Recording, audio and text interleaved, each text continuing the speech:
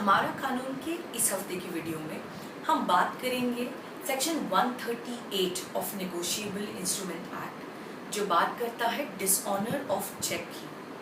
देखिए, हमारी रोजमर्रा की जिंदगी में हर व्यक्ति को किसी ना किसी समय पे किसी ना किसी के नाम पे जो है चेक देना पड़ता है। ऐसी अवस्था में यदि बैंक से चेक डिसऑनर हो जाता है, मतलब बैंक चेक को वापस कर देती है, तो वो इस सेक्शन के अंदर एक कानूनी अपराध है। इस छोटे से वीडियो के माध्यम से 8 से 10 मिनट के वीडियो के माध्यम से मैं आप तक ये बात पहुंचाना चाहती हूँ कि हमारे देश में इस पे क्या कानून है और क्या लीगल बातें हैं इस एक्ट के अंतर्गत, इस सेक्शन के अंतर्गत, जो आपको पता होनी चाहिए। देखिए, वैसे तो नेगोशिएबल इंस्ट्रूमेंट एक्ट काफ़ी पुराना एक्ट है, 1881 का, लेकिन अमेंडमेंट के साथ ये सेक्शन जो है वो 2002 से भारतवर्ष में लागू है। ये सेक्शन के पीछे जो सरकार की मंशा थी वो यह थी कि अधिक से अधिक लोग जो हैं वो चेक का उपयोग करें और चेक का उपयोग करने से डरे ना। यदि व्यक्ति को लगता है कि मुझे किसी से चेक मिला है और क्या पता चेक से मुझे बैंक में जाके पैसा मिले कि ना मिले, तो लोग चेक देने से और लेने से घबराएंगे। तो इस कानून के अंतर्गत यदि किसी भी कारण से आपकी चेक की वापसी हो जाती है, तो जिस व्यक्ति ने चेक फाड़ा है उसके खिलाफ में कानूनी अपराध बनता है। उसे 2 साल की सजा या जितने अमाउंट का चेक है उससे दुगना जो है वो फाइन पेमेंट करना पड़ सकता है। तो पहले बात ये करते हैं कि देखिए, चेक क्यों दिया जाता है। यदि मेरी किसी भी कानून के अंतर्गत ये दायित्व है, ये लायबिलिटी है, यदि कानूनी जिम्मेदारी मेरी है कि मैं किसी भी कारणवश आपको कुछ पैसा ओ करती हूँ, मतलब मुझे आपको कुछ पैसा देना है, तो मैं अपने बैंक के नाम पे एक चेक जो है, अपने बैंक का चेक फाड़ सकती हूँ और कह सकती हूँ कि फलाना अमाउंट का जो पैसा है वो आपको दिया जाए। मैंने वो चेक आपके हाथ में दिया, आपने जाके वो चेक को बैंक के सामने प्रेजेंट किया। तो पहली बात मद्देनजर रखने वाली यह है कि चेक, जिस दिन का चेक है उसके 3 महीने तक उस चेक की वैलिडिटी होती है और आरबीआई के रूल्स के अनुसार वो चेक 3 महीने के अंतर्गत आपको जो कंसर्न बैंक है उसके सामने उसे प्रेजेंट करना पड़ेगा।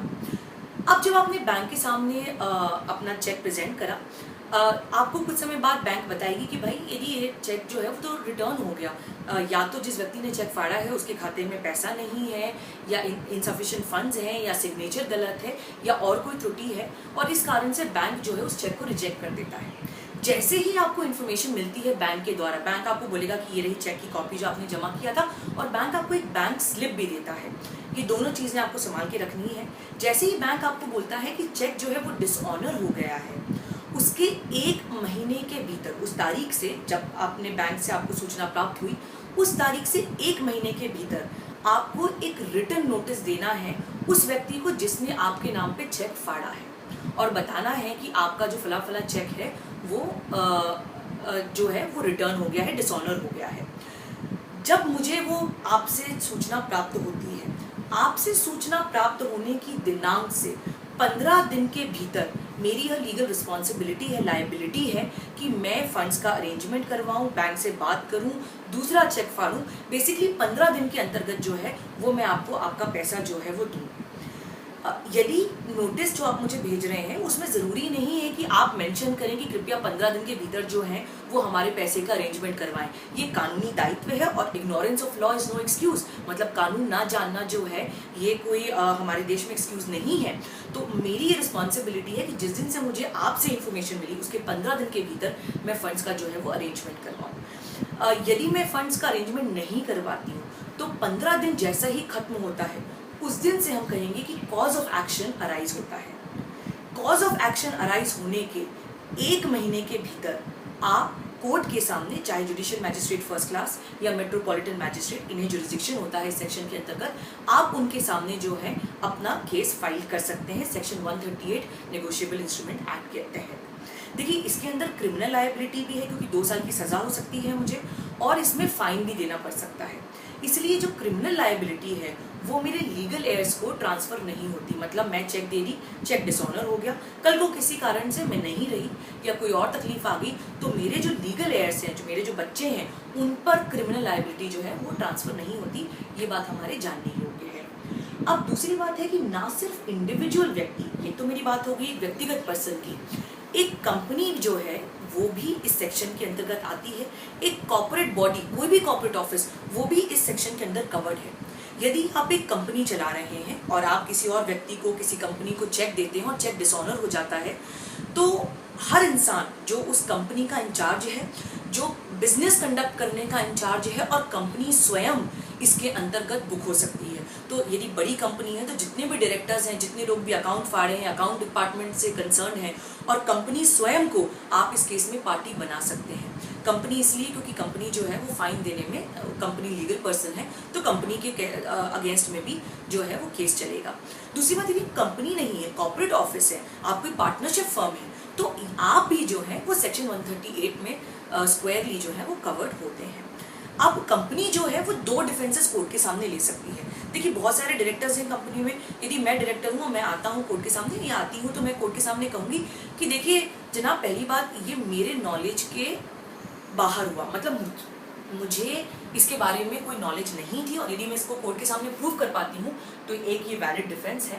दूसरी बात, यदि मैं कोर्ट के सामने ये बात कहती हूँ कि देखिए साहब, चेक देने के पहले जो ड्यू डिलिजेंस है वो हमने करा है, मतलब जो कुछ भी हम अपनी तरफ से केयर ले सकते थे, जानकारी ले सकते थे, हमें लगता था कि इसमें अकाउंट में जो है वो सफिशिएंट फंड्स हैं। यदि हम ये कोर्ट के सामने प्रूव कर पाते हैं तो ये वैलिड डिफेंसेस हैं कंपनी की ओर से।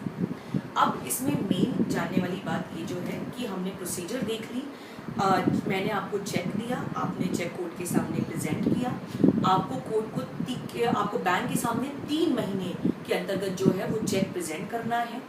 आपको जब बैंक ने बताया कि चेक जो है वो डिसऑनर हो गया है, उसके 1 महीने के अंतर्गत आपको मुझे रिटर्न नोटिस भेजना है। मेरी रिस्पॉन्सिबिलिटी है कि रिटर्न नोटिस प्राप्त होने के 15 दिन के अंतर्गत मैं आपके फंड्स की अरेंजमेंट करवाऊँ। जिस दिन 15 दिन पूरा हो जाता है उस दिन कॉज ऑफ एक्शन अराइज होता है। उस दिन से 1 महीने के अंतर्गत आप कभी भी जो है वो कोर्ट में केस लगा सकते हैं। अब आपने कोर्ट में केस लगा दिया और उसके 2 दिन बाद मेरे पास पैसे की व्यवस्था हो गई और मैंने आपको कहा कि भाई साहब पैसे हो गए हैं, मैं आपको दे देती हूँ, तो ये कंपाउंडेबल ऑफेंस है, कंपाउंडेबल सेक्शन है। इसका मतलब कि आप जो है अपनी कंप्लेंट जो है उसको कोर्ट के सामने से विड्रॉ कर सकते हैं, हमारा मामला सेटल हो सकता है। देखिए, ये बहुत महत्वपूर्ण प्रोविजन है। जो व्यक्ति चेक दे रहा है उसकी ये रिस्पॉन्सिबिलिटी है कि वो इंश्योर करे कि उसके अकाउंट में सफिशिएंट फंड्स हैं और चेक जो है वो प्रॉपरली जो है साइंड है, और उसके बाद उसे प्रेजेंट करे।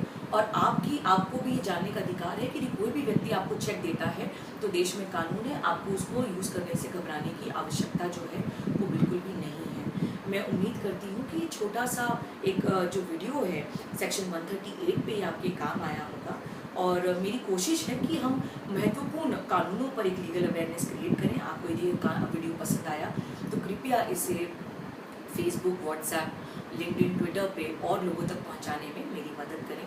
अगले हफ्ते मैं फिर आऊँगी एक नए वीडियो के साथ और हम बात करेंगे एक नए कानून की। हमारा कानून देखने के लिए आपका